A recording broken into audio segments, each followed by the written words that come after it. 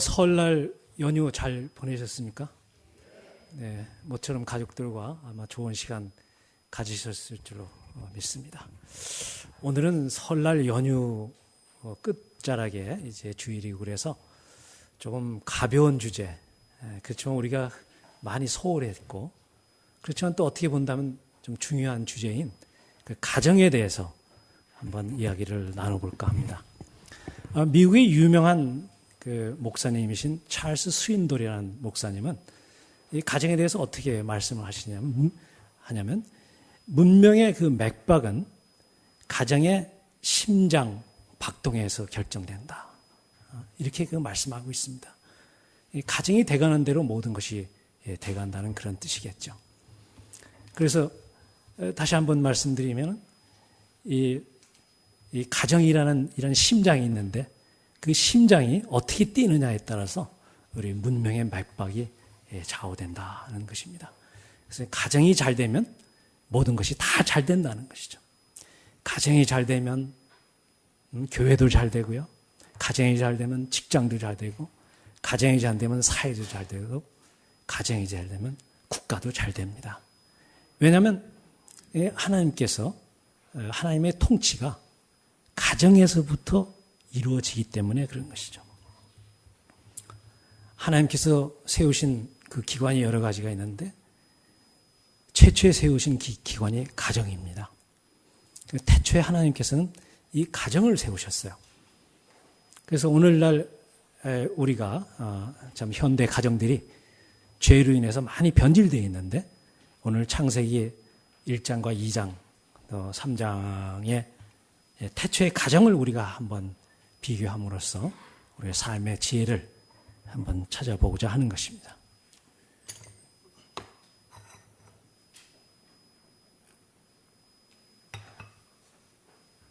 자, 그렇다면은 하나님께서 가정을 어떻게 만드셨는지를 한번 살펴보도록 하겠습니다. 창세기 1장을 한번 펴주시죠.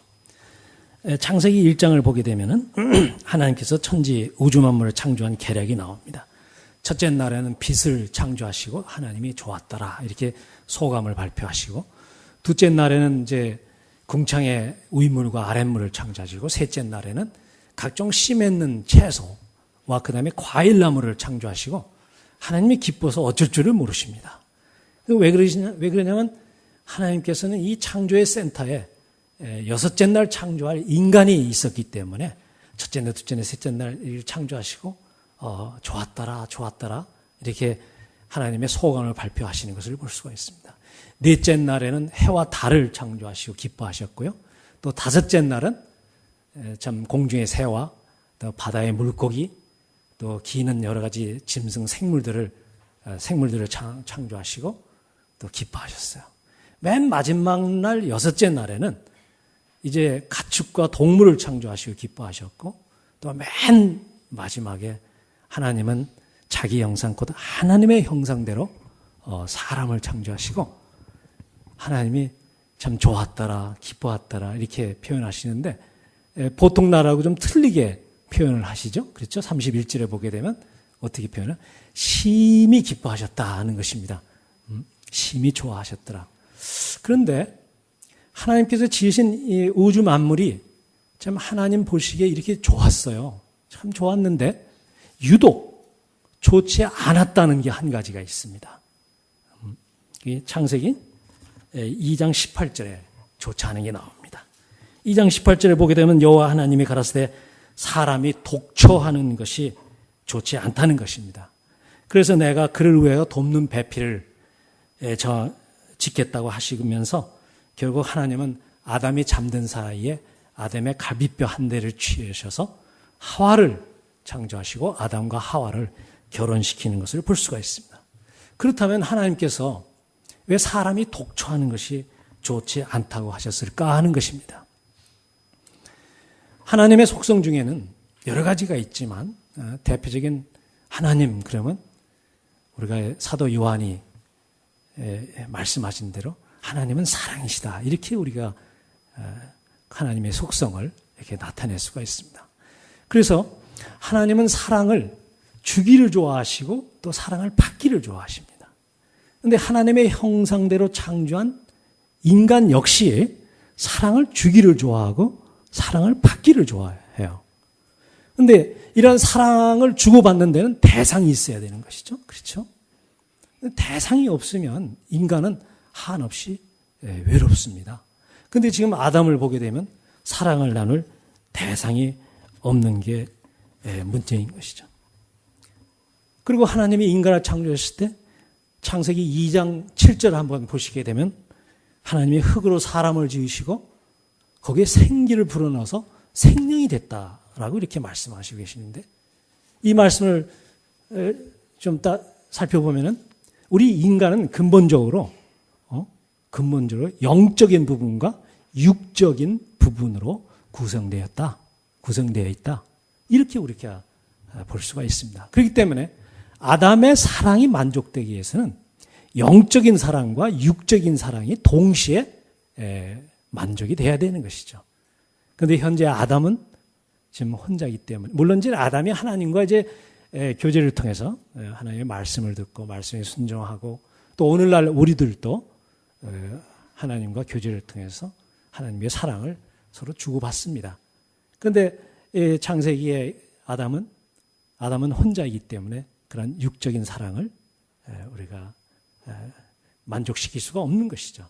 그래서 하나님 보시기에 아담이 혼자 사는 것이 좋지 않다라고 이렇게 말씀하시면서 결국 하와를 창조하셔서 온전한 사랑을 그들이 충족할 수 있도록 하셨던 것이죠.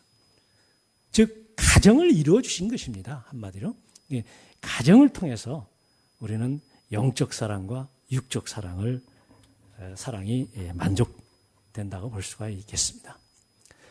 그래서 하나님께서 이제 가정을 이제 이렇게 만드시는 것을 볼 수가 있는데요. 창세기 2장 22절을 한번 펴보시면은 어떻게 가정을 만드시냐면, 하와를 만드시냐면, 여호와 하나님이 아담에게서 취하신 그 갈빗대로 여자를 만드시고 그를 아담에게로 이끌어 오시니라. 아담에게로 이끌어 오신다. 아담에게로 이끌어 오신다. 이 장면을 한번 살펴보면 이 마치 결혼식장 같아요. 결혼식장에 앞에 그 결혼식장 단인가요? 단에 보통 신랑이 이렇게 서 있으면은 신부 아버지가 신부를 손을 붙잡고 이렇게 오는 장면이 저는 생각이 났습니다. 그래서 하나님께서 참 만드신 하와를 하나님의 딸, 신부, 하나님의 딸을 하나님께서 손을 붙잡고 아담에게로 이끌어 오시는 그런 결혼식장을 연상해 봤습니다. 성령님께서는 사이를 보시고 우리 주님께서는 주례를 보셨나? 하여튼 이 에덴 동산에 결혼식 광경이 연상이 됐어요. 하나님께서 지으신 각종 새들과 동물들이 정말 합창으로 이들의 결혼식을 축하를 해주는 축가와 또 결혼 행진곡을 부르지 않았을까. 또 하나님이 창조한 각종 들풀과 꽃들이 정말 춤을 추며 아담과 하와, 결혼식장은 그 선악과 그 나무 아래가 아니었을까 이렇게 생각을 해봅니다. 하여튼 이렇게 즐거운 이 가정을 하나님께서 만들어 주십니다. 정말 이 결혼을 통해서 한 가정을 만드는 것은, 이것은 하나님의 아이디어였습니다. 결혼은 아담이 원한 것이 아니죠. 아담이 혼자 살아보니까 너무 불편해가지고, 하나님 좀 배필을 좀 주셔야 되겠습니다. 혼자는 도저히 좀 외롭고 쓸쓸해서 좀 못 살겠습니다. 이렇게 해서 아담의 요청을 받아들여서 하와를 만든 것이 아닙니다. 오늘 여러분들이 읽으신 창세기 2장 21절, 22절 다시 한번 여러분들이 보시게 되면, 하와를 어떻게 창조하면, 하나님께서 돕는 배필 하와를 창조하실 때 아담을 깊이 잠들게 하시니 잠들매 그가 갈빗대 하나를 취하여 갈빗대로 하와를 만드셨다고 기록하고 있습니다. 다시 말하면 아담이 깊이 잠든 사이에 하와를 만들었기 때문에 아담은 그 자신의 아내에 대해서 그 자신의 의사 표시를 할 수가 없었어요. 만약 아담이 하나님께서 내 배필을 만든다는 걸 사전에 알았다고 한다면 아마 하나님께 키는 좀 170cm 이상으로 코는 좀 오똑하게 눈은 좀 크게 좀 만들어 주십시오. 이런 요청을 했었을 텐데 그렇게 못하도록 아담이 잠든 사이에 하나님이 아담의 의사를 완전히 무시하고 하나님이 일방적으로 배필을 만드셨고 아담으로는 그냥 하나님이 만든 배필을 받아들일 수밖에 없었다는 것이죠. 여기서 우리가 큰 진리를 하나 깨달아야 되겠는데 그것은 뭐냐면 우리가 배필을 정할 때 우리 마음에 드냐 안 드냐 이것이 이제 기준이 될 때가 있는데요. 오늘 성경 말씀을 면밀히 보게 되면 그런 게 아니고 우리가 배필을 정할 때 우리의 자유의 의지 혹은 우리의 선택에 의해서 배필을 우리가 정하는 것이 아니라 오늘 성경 말씀에 의하면 하나님께서 우리를 위해서 배필을 정해 주신다는 것입니다. 아마 오늘 제가 이렇게 얘기하면 그건 청년들이나 해당한다 그러지만 아마 결혼한 지 10년, 20년, 30년 지금 장로님 한 40년 이상 넘으셨을 것 같은데 근데 이렇게 이미 결혼한 우리 부부들 때요 하나님이 증인이 되셔서 하나님이 짝지어 주신 배필이 여러분들의 아내, 여러분들의 하와가 하나님께서 짝지어 주신 언약으로 맺어 주신 맹약하신 그런 배필이라는 것입니다. 그 얘기가 제 얘기가 아니고 말라기서 2장 여기 저기 주보에 설교 요약집에도 나와 있습니다. 말라기서 2장 14절에 나와 있습니다. 말라기서 2장 14절. 이는 너와 너의 어려서 취한 아내 사이에 일찍이 여호와께서 증거하였음을 인함이라. 그는 내 짝이요 너와 맹약한 아내로되. 그래서 여러분들이 10년, 20년, 40년 전에 결혼을 하셨더라도 결혼할 당시에 누가 증인이라고요? 하나님이 증인이시라는 것입니다. 하나님이 증인이 되셔서 하나님이 짝을 맞아주시고 하나님이 맹약시킨 그 짝이라는 것입니다.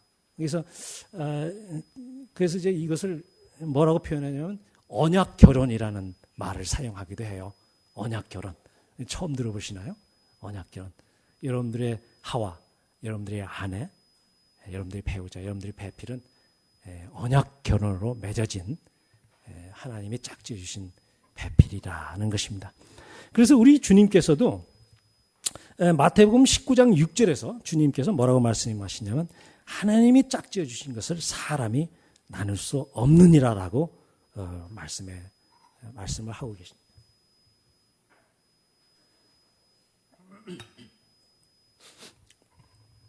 하나님이 세우신 기관이 두 개가 있죠. 하나는 가정이고 하나는 교회입니다. 최초에 세운 기관이 바로 가정이죠. 교회보다도 가정을 먼저 세우셨어요. 그런데 이러한 그 가정이 지금 무너져 가고 있다는 것입니다. 그래서 독일의 유명한 사회학자인 짐머만이라는 사람은 문명의 붕괴 현상이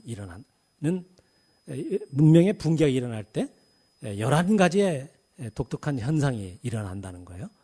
문명의 붕괴를 좀 쉽게 한다면 말세가 다가오면은 11가지의 이상한 현상들이 일어나는데 그 11가지 중에 제가 이렇게 보니까 책을 보니까 7가지가 이 가정에 관한 이야기더라고요.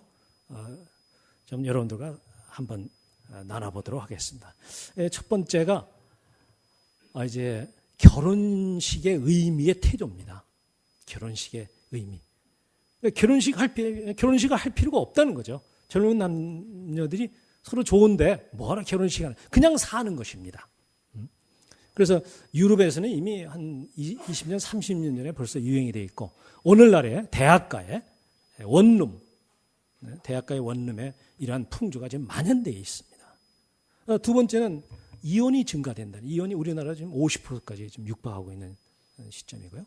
또 세 번째는 간음죄 있잖아요. 간음죄. 간음죄에 대한 벌과 그 규정이 이제 폐지된다는 거예요. 지금 우리나라에도 통간죄를 대부분에서 지금 없애겠다는 것이죠.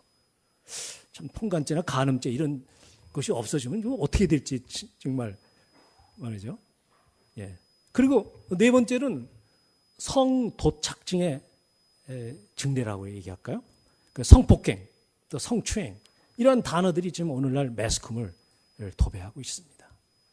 또 다섯 번째는 아이들 교육하는 게 점점 어려워진다는 거예요. 그래서 애들을 못 낳겠다는 거죠. 그리고 우리 때는 그냥 우리 집 6남매였는데 그냥 부모님이 낳아주면 우리가 스스로 큰 것 같은데 하여튼 요즘은 정말 애들 키우기가 요즘은 너무 어려운 것 같아요. 정말 힘듭니다. 그것도 하나의 문명이 붕괴될 때 나타난 하나의 현상이라는 것이죠. 여섯 번째, 청소년의 비행. 일곱 번째, 부모를 멸시하는, 부모 공경하는 게 아니고 부모를 멸시하는 이러한 증상들을 볼 때 현대 가정이 상당히 위기에 처해 있는 것은 분명하다고 볼 수가 있습니다. 그래서 우리가 가정을 보게 되면 우리가 교회를 볼 수가 있고 사회를 볼 수가 있는 것입니다. 그래서 이제 이 성경적 가정의 회복이 이래서 중요하다고 볼 수가 있는데요.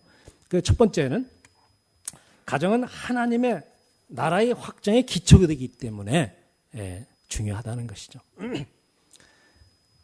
그래서 하나님께서 아담을 창조하시고 아담을 아무데나 황망한 곳에 버려두신 것이 아니라 에덴 동산에서만 살도록 아담을 창조하셨습니다. 하나님께서 물고기를 창조하시고 물고기를 아무데나 두신 게 아니라 물고기는 반드시 물에서만 살도록 이 만이 상당히 중요합니다. 그래서 물고기가 물에서 나오면 어떻게 돼요? 죽습니다.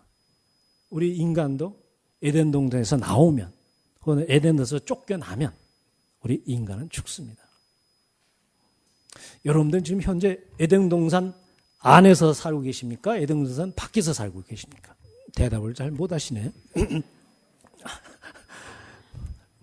네, 에덴 동산 안에서 모두 사실 줄로 믿습니다. 그 에덴 동산이 과연 어디에 있는 거죠? 에덴 동산. 성경에서 가르치는 에덴 동산은 지금 전쟁이 일어나고 있던데 이라크 땅. 예. 에덴 동산을 보게 되면 에덴 동산은 선악과라는 나무와 생명나무가 있었어요. 그래서 거꾸로 보게 되면 선악과 생명나무가 있는 곳이 바로 에덴 동산입니다. 근데 여러분들 혹시 이제 새생명이나 창세기에서 이미 다 배우셨을 텐데 선악과나 혹은 생명나무는 하나님의 말씀을 상징한다라고 여러분들이 배우셨을 거예요. 그래서 이 에덴 동산을 우리는 천국의 모형이라고 얘기를 합니다. 그렇다고 한다면 우리는 천국을 어떻게 정의를 내릴 수가 있을까요? 천국, 하나님의 나라, 하나님이 통치하는 나라, 하나님이 다스리는 나라를 우리가 천국이라고 얘기합니다. 우리가 하나님은 영이시기 때문에 우리가 볼 수가 없어서 하나님의 말씀은 곧 하나님이시니까 하나님의 말씀이 통치되는 나라를 우리가 천국으로 정해야 하더라도 전혀 손색이 없는 정의입니다. 그래서 하나님의 말씀이 나를 강호를 지배하고 강호를 통치하면 내 마음이 천국이 되는 것이고 하나님의 말씀이 우리 가정을 통치하면 우리 가정이 가정 천국이 되는 것입니다. 이렇게 태초의 가정에는 하나님의 말씀이 태초의 가정은 하나님의 말씀이 통치하였다는 것이죠. 그 태초의 가정은 아담이 주인도 아니요 하와가 주인도 아니요 하나님이 태초의 가정의 주인이었던 것이죠. 그래서 하나님의 통치가 가정에서부터 이루어져야만이 우리가 천국을 건설할 수 있기 때문에 하나님께서 우리에게 그 소중한 가정을 우리에게 주신 것입니다. 네. 그래서 이 성경적인 가정 회복이 이래서 가장 중요하다고 볼 수가 있겠죠. 우리가 가정에서 지금 가정 생활을 하지만 가정이 그냥 보통 가정이 아니라 가정 천국을 만드는 가정이라는 것이죠.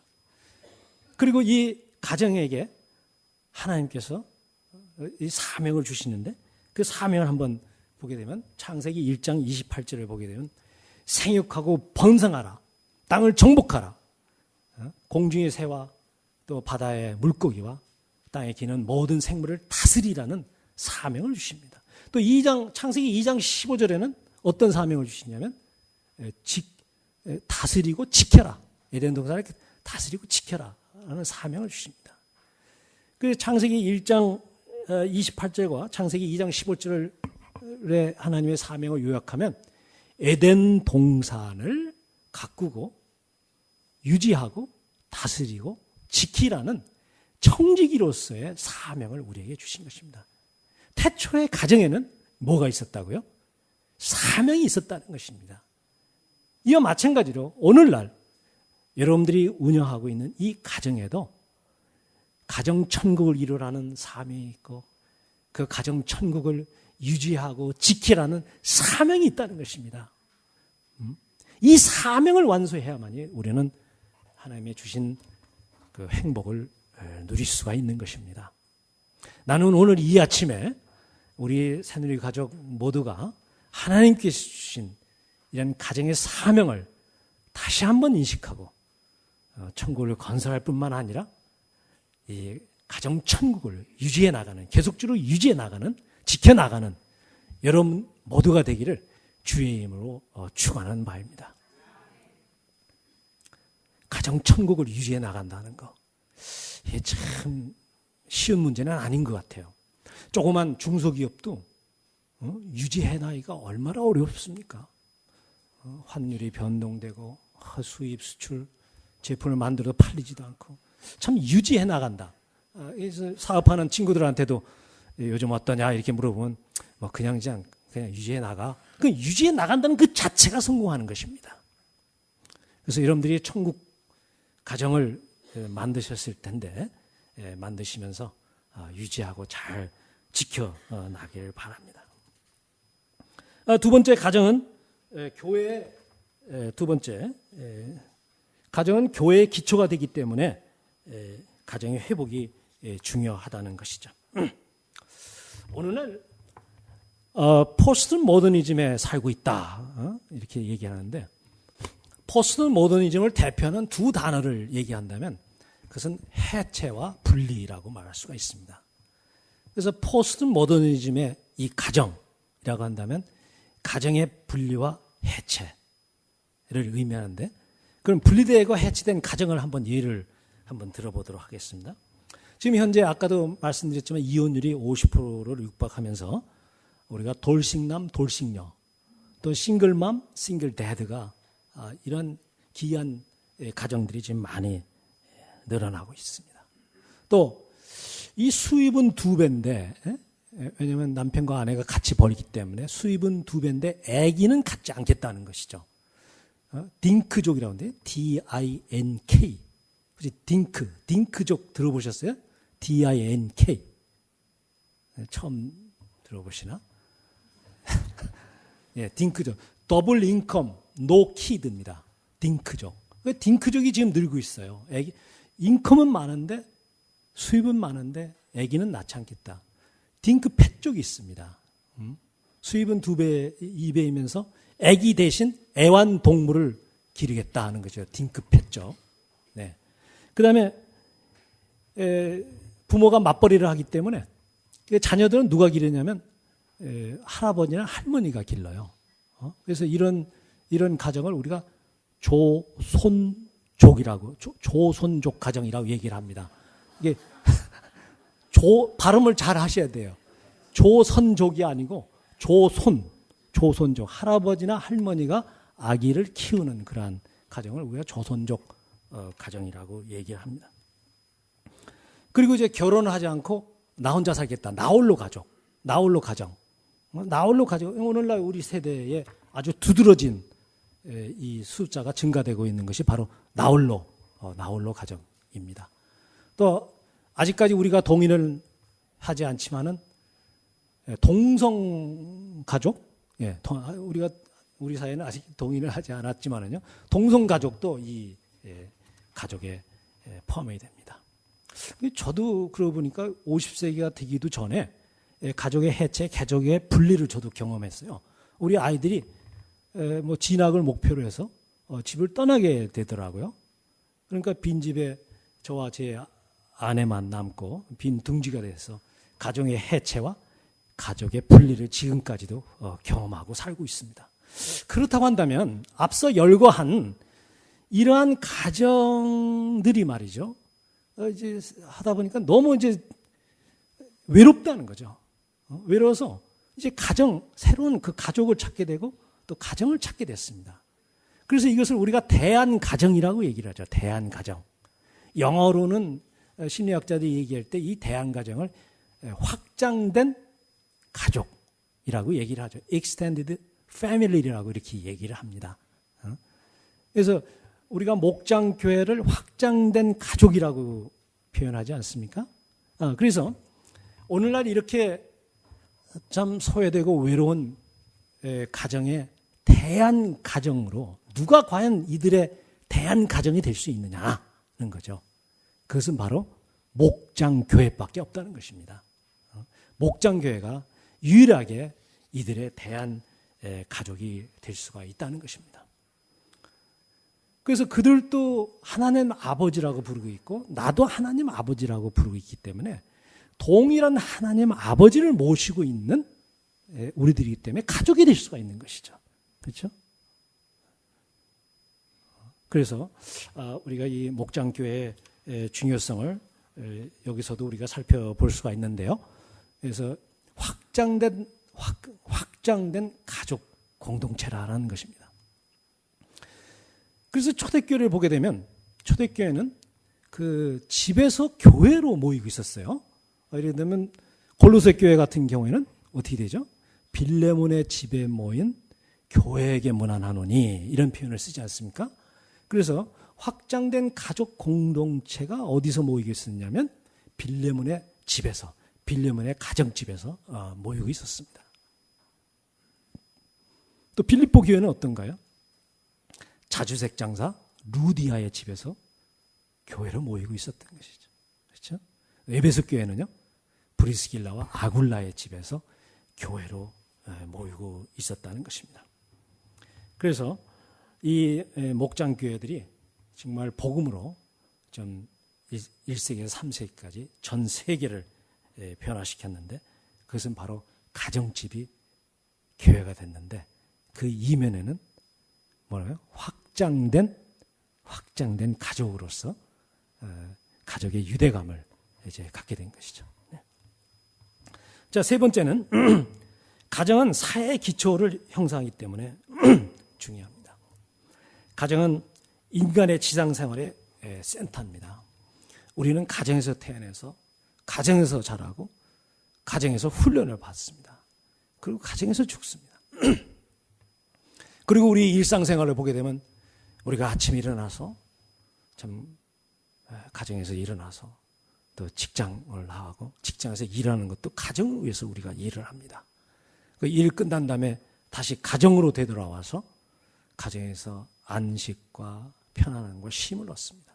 그리고 내일 다시 일을 위해서 새 힘을 얻는 것이 바로 가정인 것입니다. 그래서 가정의 가정으로부터 축복을 받은 자는 정말 사회생활에서 수치를 당하지 않게 되고 또 가정에서 부모님과 원만한 그런 관계를 갖는 사람은 사회에서도 사회생활에서도 원만한 그런 관계를 갖는다는 그런 연구 보고서도 있습니다. 그래서 이렇게 세 가지 측면을 제가 살펴봤을 때 성경적 가정 회복이 얼마나 중요한지 우리가 알 수가 있습니다. 자, 그렇다면 마지막으로 하나님께서 계획한 결혼의 원리가 무엇인지 한번 살펴보도록 하겠습니다. 결혼한 지 10년 혹은 20년, 30년, 40년이 됐더라도 아직까지 전통적인 결혼관에 묻혀 있을 수도 있는데요. 오늘 이번 기회에 개념을 새로운 개념을 한번 살펴보시기를 바랍니다. 우선 창세기 2장 24절과 25절을 보게 되면 24절에 보게 되면 남자가 부모를 떠나는 거죠. 그래서 이제 떠남의 원리가 되겠고요. 또 그 여자와 연합하여 연합의 원리, 세 번째 한 몸을 이룰지니라 한 몸의 원리, 또 네 번째는 둘이 벌거벗었으나 부끄러워지 아니하더라 친밀성의 원리.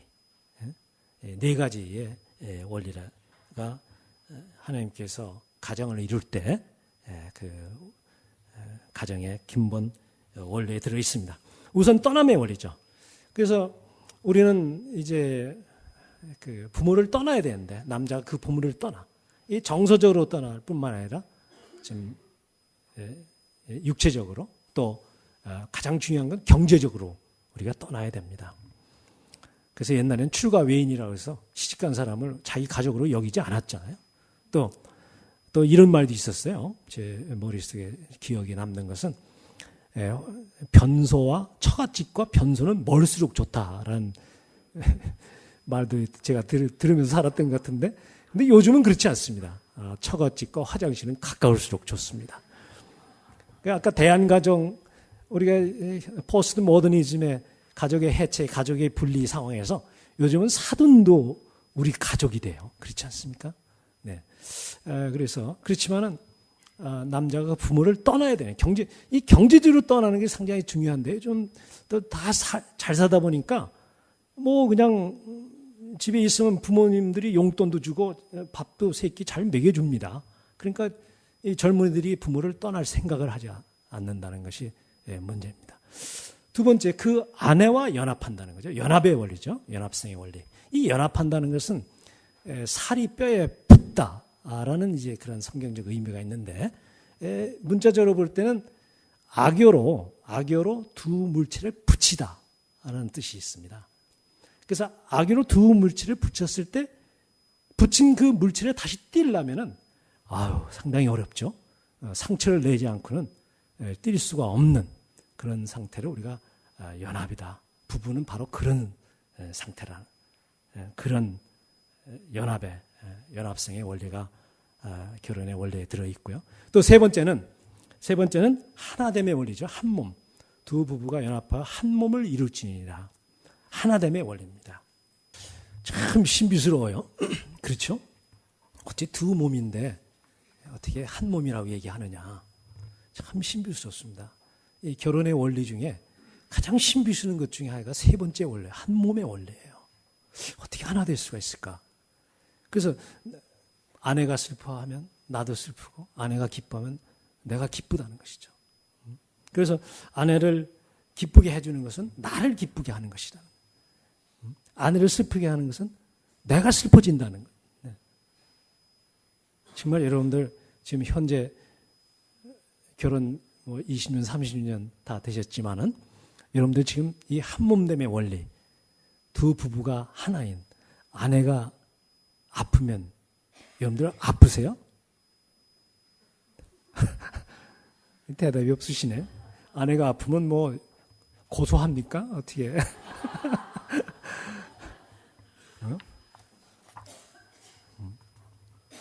참 이게 참 신비스러운 일이 아닐 수가 없어요. 둘이 하나라는 것이죠. 한 몸이라는 거예요. 그래서 남편과 아내가 정말 나를 사랑하는가, 이것을 체크하는 유일한 방법이 이 한 몸됨의 원리를 한번 적용해 보는 것입니다. 여러분들이 아플 때, 여러분들이 괴로울 때, 여러분들이 슬플 때 남편은 과연 아프고 슬프고 괴로워하느냐. 네. 네. 참 정말 이 두 부부는 한 몸, 하나라는 것이죠. 네. 또 네 번째 마지막으로 두 사람이 벌거벗었으나 부끄러워하지 아니하더라는 친밀성의 원리입니다. 친밀감. 부부 생활의 궁극적인 목적은 친밀감을 키우는 것이죠. 그렇다고 한다면 정말 부부 사이에 서로의 어떤 단점과 결함과 험과 결점 이런 것들을 자꾸 덮어줘야지 자꾸 벗게 됩니다. 만약 남편의 단점을 자꾸 긁어내면은 남편은 벗지 않고 자꾸 옷을 자꾸 입을 것입니다. 그래서 남편의 옷을 벗기는 방법이 뭐냐? 자꾸 용서하고 사랑하고 덮어주는, 관용으로 덮어주는 것이죠. 그래야만이 더 옷을 더 벗을 수가 있는 것이죠. 그런데 어떻게 보면은 남편과 아내가 상대방의 단점과 결함을 너무나 잘 알아요. 너무 잘 알기 때문에 이게 한 몸이 되지 않고 축복된 이 가정이 안 될 경우는 서로가 원수가 될 수가 있어요. 왼수가 될 수가 있습니다. 저 사람의 단점을 내가 너무 잘 아는 거야. 저 아내의 단점, 흠을 내가 너무 잘 알기 때문에 그것이 용서가 안 되면은 서로 원수가 돼서 결국은 이제 가정이 깨지는 것이죠. 자, 그렇다고 한다면 남편과 아내의 단점과 결함을 우리가 용서하고 사랑으로 용서해야 되겠는데, 이 용서의 힘은 어디에서 나오는 것이죠?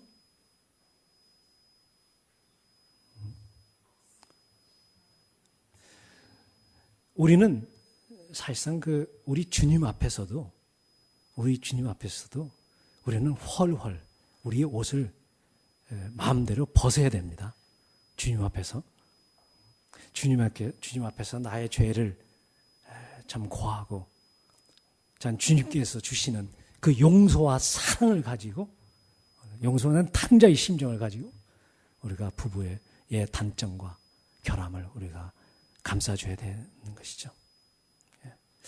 자, 이렇게 해서 우리가 하나님께서 태초에 창조한 가정의 원리를 살펴봤는데요. 지금 시간이 많이 가서 제가 이제 네 번째, 그렇다면 가정천국 어떻게 만들 것인가, 이것은 제가 오늘 이 시간에는 다룰 수가 없을 것 같습니다. 근데 정말 거기 베드로전서 3장 7절을 보게 되면 남편들아 이와 같이 지식을 따라 너희 아내와 동거하고, 이렇게 해서 쭉 이어가면서 이는 너의 기도가 막히지 않게 하려 함이라. 그래서 참 제가 나이 48세에 5분만 더 말씀드리고 설교를 마치겠습니다. 제가 나이 48세에 어떻게 좀 제 신학을 공부하게 됐어요. 신학을 공부하면서 가정사역을 세 과목을 제가 듣게 됐습니다. 가정사역을 공부하고 있는데 베드로전서 3장 7절에 남편들아 지식을 따라 아내와 동거하라, 이런 말씀이 있으면서 이제 공부를 하게 됐는데, 이 가정사역을 공부하면 할수록 참 나는 정말 너무나 무식했구나. 그래서 남편들아 지식을 따라 아내와 동거하는데 나는 그동안에 정말 무식을 따라 아내와 동거했구나. 정말 내가 너무 무식했어요. 그래서 아내에 대해서, 여자에 대해서 정말 너무 몰랐어요. 그런데 공부를 하다 보니까 몰랐던 것이 자꾸 알게 되고, 그러면서 이제 가정 천국을 그 이후에 이제 만들려고 이제 노력을 하고, 지금도 이제 계속 그렇게 진행되고 있습니다만은, 정말 배우면 배울수록 남자와 여자의 차이가 이건 현저하구나. 그래서 좀 몇 가지 가정 천국을 만드는 실제적인 적용 면에서 수없이 많은 그러한 방법이 있겠지만은, 저 자신은 우선 두 가지를 생각하게 됐어요. 그것은 남자와 여자가 너무 차이가 많다는 것입니다. 그래서 남편과 아내 서로의 차이점을 발견하라. 또 두 번째는 남편과 아내 의사소통에서 성공하라는 것이죠. 그래서 이 남편이 하는 말과 아내가 하는 말이 또 틀리더라고요. 이게 똑같은 말인데 그 의미가 다 틀립니다. 그래서 언제 시간이 되면 이 두 부분에 대해서는 나눠보기로 하고, 오늘은 설날 연휴를 끝으로 여러분들이 가족들을 많이 만나셨을 텐데, 하나님께서 우리에게 주신 이 가정이 얼마나 소중한지, 가정 천국을 여러분들이 꼭 만드셔야 되고, 그 천국을 지키며 유지해 나가는 여러분들 모두가 되기를 주님의 이름으로 축원하는 바입니다. 기도하고 마치겠습니다. 거룩하시고 사랑 많으신 아버지 하나님, 주님의 은혜에 감사를 드립니다. 아버지께서 참 태초에 가정을 세우시고 가정에 참 천국을 건설하는 대사명을 주셨는데 이 사명을 참 소홀히 하였음을 이 시간 고백합니다. 아버지 하나님, 무엇보다 하나님의 말씀이 우리 가정을 통치할 수 있도록 도우시고 저희들이 심령을 열어서 참으로 가정 천국을 만드는 저희들 될 수 있도록 주님 도와주시옵소서. 가정 천국을 만들 뿐만 아니라 이 가정 천국을 유지하고 지켜나가는 저희들 될 수 있도록 주님 인도하여 주시옵소서. 모든 걸 감사드리며 예수님의 이름으로 기도하였습니다.